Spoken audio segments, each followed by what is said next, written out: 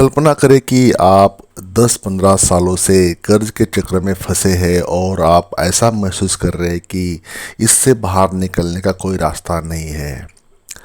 कहते हैं कि अगर दुनिया को देखना है या दुनिया को समझना है तो आपको खाली जेब से समझना चाहिए या खाली जेब होते हुए देखना चाहिए, तभी आपको असली दुनिया क्या है वो समझ में आ जाएगी। दोस्तों, वित्तीय बोझ भारी लग सकता है, लेकिन याद रखिए कि कर्ज कितना भी गहरा क्यों न हो, कर्ज कितना भी बड़ा क्यों ना हो, उससे आपको बाहर निकलने का रास्ता ज़रूर अवेलेबल होगा। आपको रास्ता बाहर निकलने के लिए ज़रूर मिल जाएगा। इस वीडियो में हम उन स्ट्रेटजीज़ और माइंडसेट के बारे में बात करेंगे जो आपको फाइनेंशियल फ्रीडम देने के लिए और कर्ज मुक्ति देने के लिए हेल्प करेगा। कर्ज का जाल इंसान को रात को सोने नहीं देता, उसे काम करने के लिए या उसे जगाए रखने के लिए मजबूर कर लेता है। इसलिए हर किसी को हर वो संभव प्रयास करना चाहिए जिस कारण आपका पैसा बने, जिस कारण आपको पैसे आ जाए। हर वो लीगल वेज को अपनाना चाहिए जिस कारण जैसे भी हो आपके पास पैसे आ जाए। क्योंकि अगर आपके पास पैसे नहीं है तो डेफिनेटली समाज में भी आपकी कोई इज्जत नहीं होती है, या आपने देखा भी होगा कि आपकी कोई इज्जत नहीं है समाज में, because due to lacking of money. पैसे इंसान का मान सम्मान तय करता है समाज में। आपके पास कितनी कितनी अमाउंट है या कितने पैसे है, कितनी एसेट है, इसके मुताबिक ही समाज में आपका मान रुतबा ये तय होता है। अगर पैसे नहीं तो आपकी कोई वैल्यू नहीं रहती। बस इंसान को पता होना चाहिए कि इस इंसान के पास पैसा नहीं है। अगर ये समझ में उसको सामने वालों को आ जाता है तो डेफिनेटली आपको कोई इज्जत नहीं देगा, कोई आपको समाज में बिल्कुल अलग थलग किया जाएगा। वो अपने, या सभी ने तो नहीं लेकिन बहुत से लोगों ने एक्सपीरियंस लिया होगा जो कर्जा में था या कर्जा में है। तो मेरा ये छोटा सा एफर्ट्स है आपको बताने के बारे में। अगर आप कर्ज में है, आप अगर फाइनेंशियली वरीज फेस कर रहे, डिफ़िकल्टीज फेस कर रहे, आपके लाइफ में कुछ दिक्कतें चल रही है, तो उनके लिए ये मेरा छोटा सा एफर्ट्स है कि आपको क्या प्रयास करना चाहिए। हर हर वीडियो यूट्यूब पे अवेलेबल है, लेकिन मेरा भी ये छोटा सा एफर्ट्स कि जो जिसके ऊपर कर्जा है या जिसके ऊपर डेट है, ईएमआई जा रही है, फिर भी आपका कर्जा पूरा नहीं हो रहा, तो उनके लिए ये छोटा सा एफर्ट्स है। अगर चैनल पर पहली बार हो तो चैनल को सब्सक्राइब करें। लास्ट में अगर वीडियो अच्छा लगेगा तो लाइक करना न भूलें। पहला है इसमें अंडरस्टैंडिंग द सिचुएशन। आपको पहले समझना है कि बात क्या है। इतने सालों से, 5-10 साल से, 15 साल से अगर आप डेट में हो, कर्ज में हो, कर्ज फिर चुकता और नहीं हो रहा है, तो समझना है आपको शांत जगह बैठ के अकेले में जाके कि क्या क्या ऐसी सिचुएशन है या हो रही है जिस कारण आपका जो डेट या कर्ज का साइकिल चलता जा रहा है, या अभी तक कर्ज पीछे से आपके इससे हट नहीं रहा है। इसमें चाहे कुछ भी हो, वजह कुछ भी हो, क्रेडिट कार्ड के लोन हो, पर्सनल लोन हो, होम लोन हो, जो भी आपने लोन लिया है, मॉर्टगेज लोन हो, तो आपने वो समझना है उन बातों को। ये साइकिल क्यों बन रहा है आपकी लाइफ में। पैसा इतना आप कमा लेते हो लेकिन फिर भी आपके पास कुछ भी नहीं बचता, तो आपको उसके बारे में बैठ के एक जगह सोचना है, एक पेन पेपर लेके एक्चुअल में लिख के कि क्या है, क्या वजह है जिस कारण मेरा कर्ज हट नहीं रहा है, मेरा कर्ज कम नहीं हो रहा है, या 10 साल से, 15 साल से वो कर्ज है। वो सोचो आप पहले, उसके बारे में आप रोड मैप बना लो। दूसरा महत्वपूर्ण, आपको बहुत ही महत्वपूर्ण काम है, वैसे तो मुझे ये पहले नंबर पे बोलना चाहिए था, वो है चेंज योर माइंडसेट।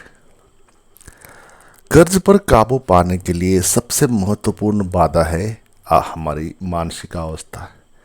अगर हमारा माइंडसेट वैसा नहीं ना, तो आप कितना भी कमा लो, ये साइकिल बनता ही रहेगा। अगर हैबिट हैबिट चेंज नहीं करोगे तो आपका फ्यूचर भी चेंज नहीं होगा। बहुत से लोग अपने फाइनेंशियल पोजीशन में फंसे रहते हैं और हार मान लेते हैं, जिससे उनको हर वक्त निराशा रहती है मन में। मानसिकता ही होती है जिस कारण इंसान का सक्सेस निश्चित होता है, इंसान की जो सक्सेस होने की संभावना बढ़ जाती है। मानसिकता के कारण ही आपकी जैसी सोच होती है, गरीबी वाली सोच, मिडिल क्लास वाली सोच, आमिर आदमी जैसी सोच, और रॉयल्टी मतलब एक अच्छे रॉयल पीपल जैसी सोच, तो वो सोच ही होती है जिस कारण गरीब या अमीर ये डिफ्रेंशिएट हो जाता है। आपके पास जो कमी है उस पर ध्यान केंद्रित करने के बजाय विकास और सुधार के अवसरों पर ध्यान देना चाहिए। एक अबंडेंस का माइंडसेट विकसित करना चाहिए। विपुलता, प्रचुरता, है ना। छोटे छोटे प्लान नहीं करना है, बड़े बड़े प्लान। हमारा जो मन की जो अवस्था है, होराइजन है, उसको बड़ा करना है, विस्तारित करना है, बड़ी सोच रखना है, माइंडसेट चेंज करना है। अगर रिजल्ट कुछ अलग करना है तो आपको आज से आपका माइंडसेट चेंज करना है।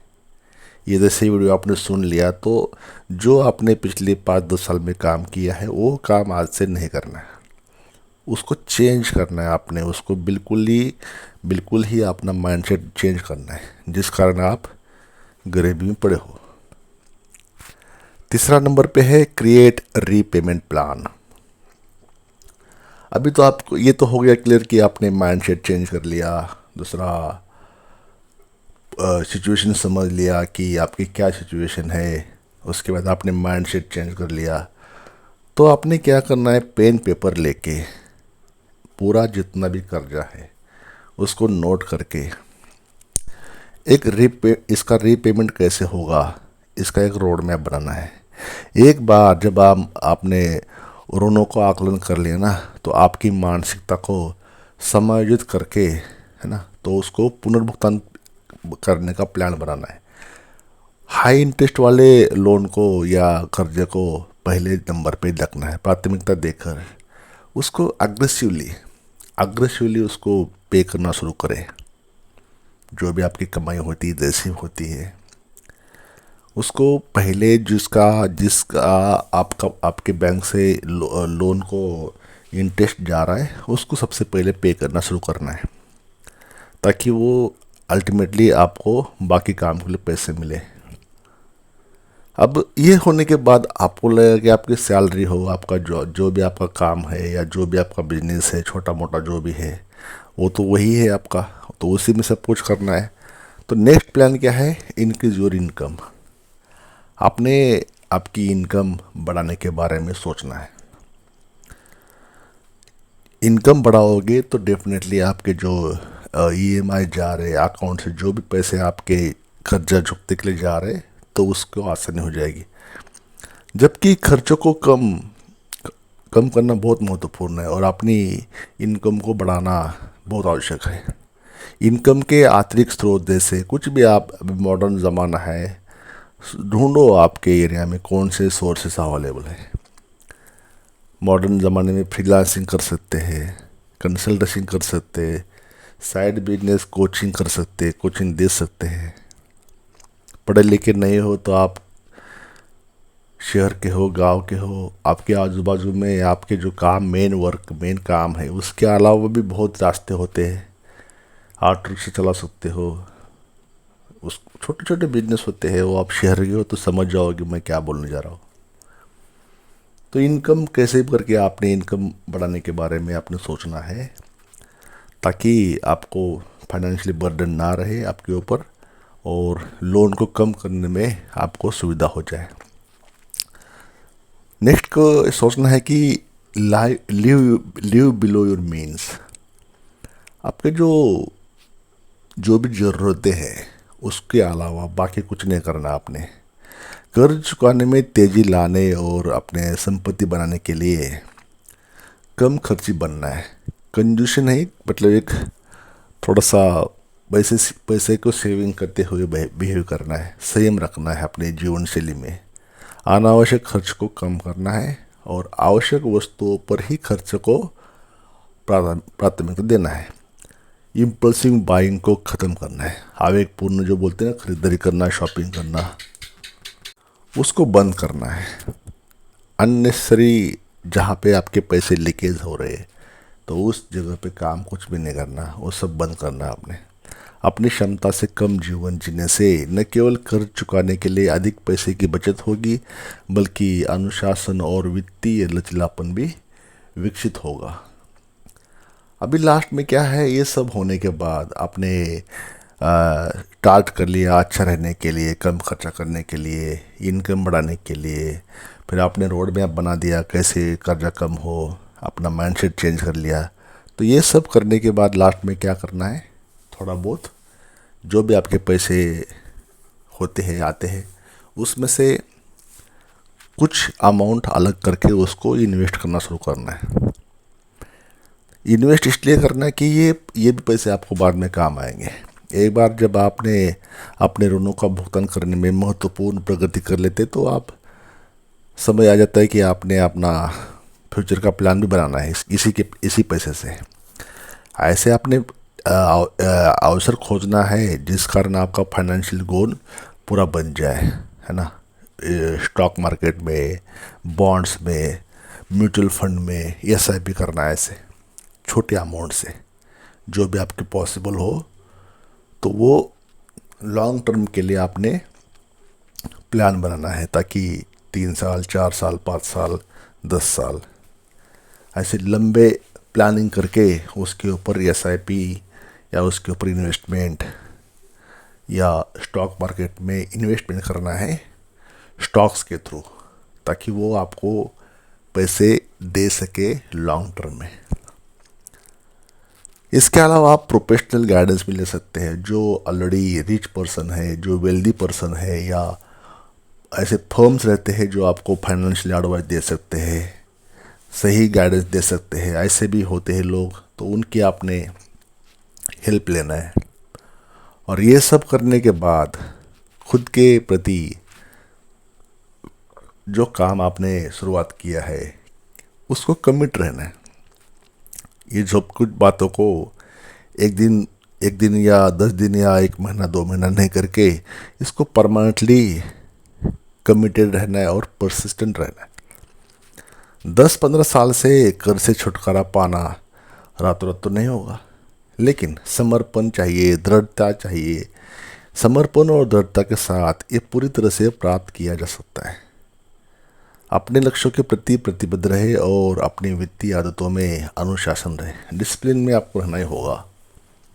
डिसिप्लिन से ही आपको सब कुछ हो जाएगा। डेफिनेटली आप 6 महीना 1 साल ये करके देखो, डेफिनेटली आपको कर्ज तो छूटेगा, लेकिन आप अच्छी वेल्थ, अच्छी संपत्ति बना सकते हो इस स्ट्रेटजी से। ये वर्केबल है, ये जो मेथड्स है, ये जो चीज़ें हैं, ये जो वर्डिंग है, ये सब वर्केबल है, यूनिवर्सली एक्सेप्टेबल है। बहुत से लोगों ने इसको अपनाया, या बहुत से इन्वेस्टर्स, ट्रेडर्स या बड़े बड़े बिजनेसमैन, एंटरप्रेन्योर ये सब कुछ ऐसे ही करते हैं, ऐसे ही पैसा बनाते हैं और ऐसे ही कर्ज को ये कर लेते हैं, चुकता कर लेते हैं। तो ये सभी के लिए है, आपने भी ये करना है। माइंडसेट के ऊपर काम करना है, माइंडसेट ही मेन होता है। अपना माइंडसेट सही रखो, कम खर्चा करो, जब तक कि आपका कर्ज नहीं होता वो शुरू करो फास्ट पैसे पे करना। और ये खुद के बारे में वादा करना है कि खुद कमिट रहना है, खुद के ऊपर डिसिप्लिन रहना है कि यस मुझे ये करना है और जल्दी से जल्दी करना है। सेक्रीफाइस करके अपना जल्दी से जल्दी कर्जा फिनिश करना है। देखो, शांति की नींद बाद में आपको आएगी। एक बार ये कर्जा आपके सिर से निकल जाएगा ना, आप शांति की नींद सो पाओगे। तो ये 10-15 साल की जो कर्ज में डूब रहने की एक बड़ी बाधा जो थी वो निकल जाएगी, है ना। और हर चीज़ पॉसिबल है, मानसिकता बदलो।